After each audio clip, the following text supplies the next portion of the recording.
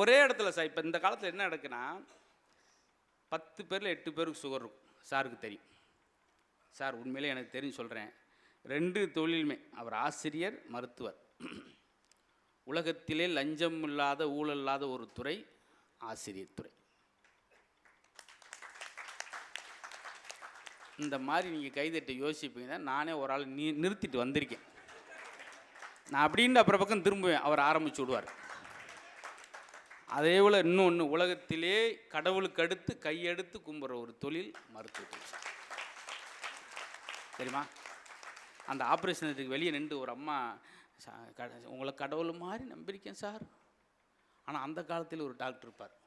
பழைய படங்களில் பார்த்தீங்கன்னா பிளாக் அண்ட் ஒயிட் படங்களில் அந்த டயல்கால்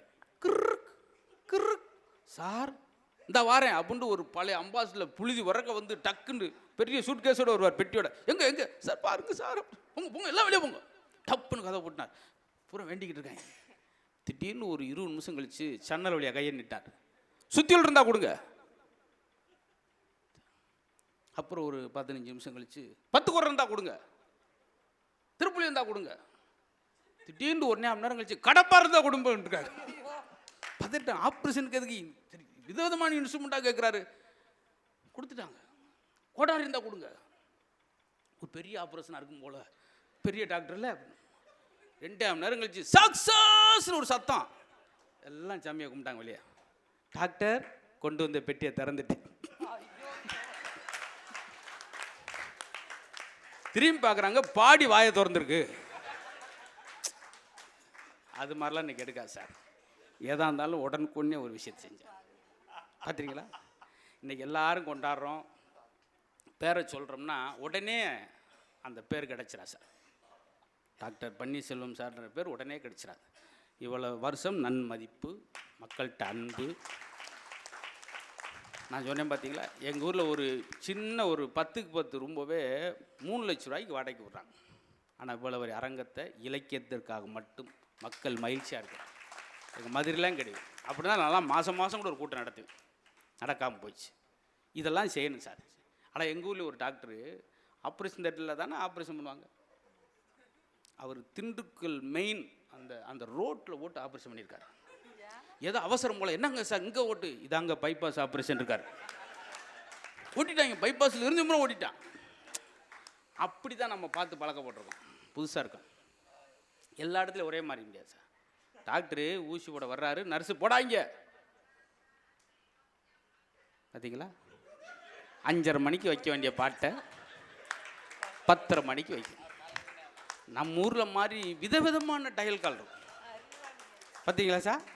சார் எனக்கு ரொம்ப பிடிச்ச விலங்கு எது தெரியுமா? பூனைக்குட்டி. நான் போகும்போது பூனைக்குட்டி, ஸ்கூலுக்கு போகும்போது பூனைக்குட்டி குறுக்க வந்துச்சுன்னா எங்கள் பாட்டி, ஸ்கூலுக்கு போகப்பா சாங்கனும் சரியில்லை. அதனால்தான் எனக்கு பூனையை ரொம்ப பிடிக்கும். இதுக்காகவே நான் ஒரு 4 பூனை வளர்த்தேன், ட்ரெயின் பண்ணேன். ஸ்கூல் போகும்போது குறுக்க போங்க அப்படி. ஆனால் பூனை குறுக்க போச்சுன்னா அவசகுணம்னு சொல்கிற அந்த கால ஆட்கள் இருக்கீங்களே, அப்புறம் எதுக்கு பூனையை வீட்டில் வளர்க்குறீங்க? அதே போல் கழுதையை பார்த்தா யோகா வரும்னு சொல்கிறீங்களே, ஏன் கழுதையை வீட்டில் வளர்க்கலை?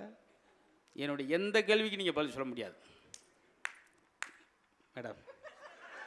இது என்ன, எதுக்கு என்ன, எப்போ கைதட்டுன்னு தெரியாமல் மாற்றி தட்டுறீங்க. இருக்கட்டும் சார். இப்போ நான் சொன்ன நான் பாட்டு சொல்லிட்டே இருப்பேன். என்னென்னா சார், 4 பேர் டீ சாப்பிடுவோம். அதில் ஒரு ஆள் பழக்கம் இல்லை. உடனே அவங்க என்ன சொல்ல தெரியுமா? குட் கேபிட். அப்போ அந்த 3 பேர் உறிஞ்சு குடிக்கிறான். அவன் நிலைமையை வச்சு பாருங்க. அப்போ நான் அது பேடு கேபிட்டா? மொத்தம் 3 பேர் கைதட்டுறதுக்காக எங்கேருந்து, உடுமலைப்பேட்டிலேருந்து விரைந்து வந்து இந்த சட்டையை போட்டு வந்து உட்காந்துருக்கேன்னா, உண்மையில் இன்றைக்கி மனநிறைவாக சொல்கிறேன் சார். இன்றைக்கி தான் நான் நல்லா நிம்மதியாக தூங்குவேன். ஏன்னா நல்ல எங்கே மக்கள் சிரிக்கிறாங்களோ அங்கே எனக்குள்ளே ஒரு சின்ன பூரிப்பு, சந்தோஷம். இப்போ நீங்கள் சுகர் டெஸ்ட் எடுத்து பாருங்கள். டாக்டர் இங்கே இருக்குது, ஹாஸ்பிட்டல் தான் இருக்கேன், ஈஸி. முதல்ல எடுத்துருந்தீங்கன்னா உங்களுக்கு சுகர் 400 இருந்துச்சுன்னா பட்டிமன்றம் முடிகிறப்ப அது 150 குறைஞ்சிருக்கும். அதே நேரத்தில் எனக்கு வந்து டெஸ்ட் எடுங்க, தொடங்கும் போது 120 இருந்தது, இப்போ 887 போயிருக்கும். ஏன்னா எனக்கு வந்து மூளையில் ஒரு டென்ஷன். இதை சொன்னால் சிரிப்பாங்களா, அதை சொன்னால் ரசிச்சிருவாங்களா அப்படின்ட்டு டென்ஷன்லேயே எங்கள் பொழப்பு இப்படி சார். ஏன்னா அப்படி நடக்கும். இந்த 1.5 மாத கை குழந்தை ஒருத்தன் கையில் வச்சுக்கிட்டு வரேன் சார். அன்னைக்கு என் பக்கத்தில் வந்து, சார் முத்து சார் உங்கள் பெரிய ரசிகம் சார்வேன், உங்கள் ஒரு ஜோக்கு விட மாட்டான், நீங்கள் டிவியில் வந்தால் முதல்ல உட்காந்துருவேன். அவன் எந்திரிச்சு நிற்கிறதே பெரிய விஷயம். முத்து சார்னா போதும், ஒன்றுமே அவனுக்கு அடையாளம் தெரியாது. எதாவது பேசன்றிருக்கா சார், பேசி பேசி. ஆனால் இவங்க சொல்கிற என்ன ஆரோக்கியம் என்கிட்ட இருந்துச்சு சார். ₹1 கேப்ப ₹1 கம்பு வாங்கி கூழ் செஞ்சு 1 வாரம் கூழ் களி சாப்பிட்டு அலங்காநல்லூரில் ஜல்லிக்கட்டு காலையில் கொம்பை பிடிச்சி நிறுத்திருக்கான் சார் மனுஷன். அப்போ எவ்வளவு பார்த்தீங்களா? ஆனால் இவங்க காலத்தில், இந்த காலத்தில் பாருங்க சார், என் 360 ரூபா ஒரு பூரி சாப்பிட்டுட்டு கோழி குஞ்சு பிடிக்க முடியல. குஞ்சு குஞ்சு ஆத்தாடி என்ன இவ்வளோ வேகமாக பறக்குது, ஐயோ இப்படி போனால் நான் எப்படி தான் பிடிக்கிறது, வேற குஞ்சு வாங்கிக்கிடுவோம் அப்படின்னு. பார்த்தீங்களா? கோழி குஞ்சு சின்னதை பறக்கிறத பிடிக்க முடியலையே, அவன் ஜல்லிக்கட்டு காலை நிறுத்திருக்கானா சார். அப்போ யார் சார் ஆரோக்கியம்? ₹1 1 வாரம் சாப்பிட்ருக்கான் சார். ஆனால் இவங்க பார்த்தீங்களா, அன்னைக்கு ஒரு ஹோட்டலில் எட்டி பார்த்துக்கு ₹80 பில் போட்டாங்க எனக்கு. இப்படி எதை பார்த்தீங்க சார் அப்படின்னாங்க. எனக்காவது ₹80, இவங்களுக்கு ₹120. ஏன்னா கொஞ்சம் மோந்து பார்த்துட்டாங்க அப்படின்னாங்க. சில ஜோக்கு நாங்களாக சிரிச்சிரும், ஏன்னா அடுத்த ஆளுக்கு இந்த வாய்ப்பை தரக்கூடாதுன்றக்காக. பார்த்தீங்களா சார், அப்படி காலகட்டத்தில் போயிட்டீங்களே சார். இப்பையும் எட்டயபுரத்தில் பாரதியார் பிறந்த ஊரில் அந்த பக்கத்து கிராமத்தில் இளவட்ட கல் இருக்குது, தூக்கி தலைகளாக போட்டிருக்காங்க.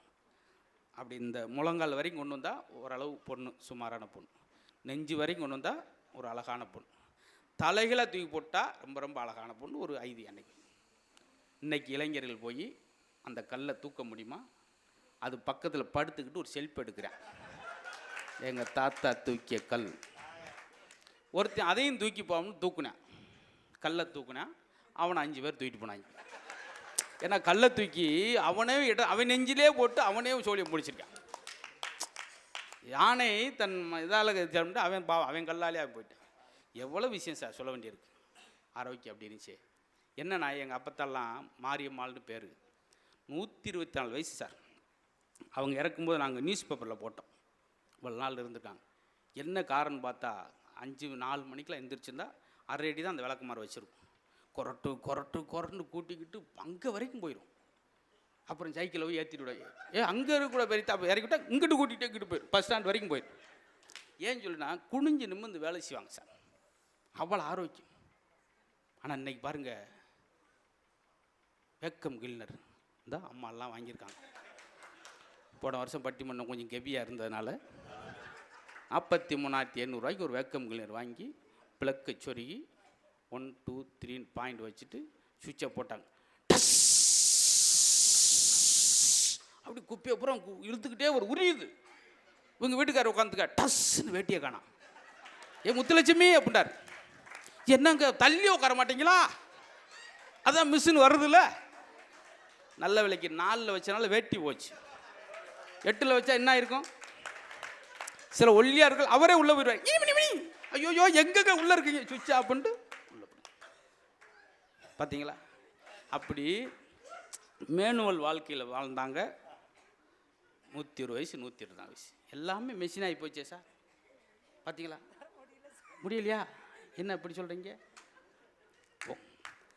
இப்போ எப்படி முடிக்கின்றது ஒரு விஷயம் இருக்கு. ஆரம்பிச்சு விட்டான், அன்பார்ந்த நண்பர்களே பெரியவர்களே அப்படின்ட்டு. இப்போ தடுமாறி வெக்கம் கிளற தூக்கிட்டு வாரு, அங்கே ஒரு ஆள் வெக்கம் கிளற தூக்கிட்டு வாரான், திடீர்னு உரலை தூக்கிட்டு வாரான், டக்குன்னு முடி உரிய கொண்டு வர மாட்டேங்கிறானே. அதான் சார் தேடிக்கிட்டு இருக்கான், எப்படி முடிக்கிறன்னு தெரியாமல். பாட்டில் பொருள் அங்கே ஆத்தாடி இப்போ பாட்டுக்கு வந்துட்டானா, இன்னைக்கு நம்ம என்ன போகிறோம் தெரியல சார். மிகச்சிறந்த மனோதத்துவ நிபுணர் யாருன்னு கேட்குறீங்க? நம்ம தமிழ்நாட்டுக்கு பெருசாக அதிகாரி போய் கவுன்சிலிங் போகிறோம் சார். இப்படி ரொம்ப மனசே சரியில்லை. நம்ம ஊரில் தமிழ்நாட்டில் அந்த காலத்திலே ஒரு மனோதத்துவ நிபுணர் இருந்தார். அவர் யாருன்னா, அவர் தான் கவியரசு கண்ணதாசன். நிரம்ப பாடல் அன்னைக்குள்ள அந்த ஏழை மக்களுக்கு கவுன்சிலாம் என்னன்னு தெரியாது மக்களுக்கு. அந்த 2 வார்த்தைகள் அந்த பாட்டில் கேட்கும்போது, உலகம் 1000 சொல்லட்டுமே உனக்கு நீதான் நீதிபதி, மனிதன் எதையோ பேசட்டுமே உன் மனசை பார்த்துக்க நல்லபடி, உன் மனசை பார்த்துக்க நல்லபடி. இங்கிட்டு போனால் மயக்கமா கலக்கமா இது மாதிரி சார் பாட்டு கேட்டுட்டு அவன் ஒரு ஆறுதல் அடையணும் சார். எம்ஜிஆர் பாட்டு கேட்கும்போது ஒரு உற்சாகம் சார்.